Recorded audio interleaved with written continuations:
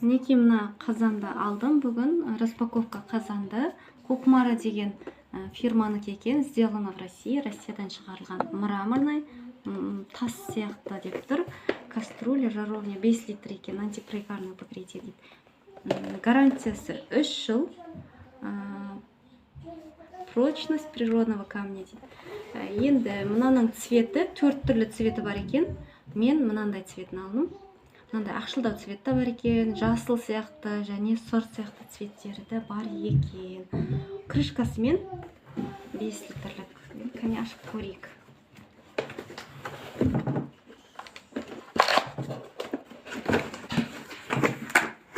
Көптен алам деп жүргем.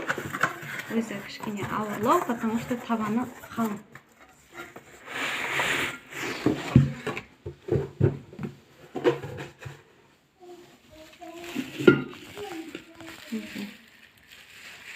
Крышкасы мынада екен. Мындай мінекей кукмара деп жазылған. Және қазанның өзі бұлай. Кастрюля. Асты толстый дно. Бұған крем қайнатса да, не қайнатса да, не пісірсе де, асты жабыспайды. Асты қалың. Өзі тас секілді. Және крышкасы. Тамаша екен. 15 000 теңге тұрады. Мен 40% скидкамен 9 000 алдым. Сулпактан алдым.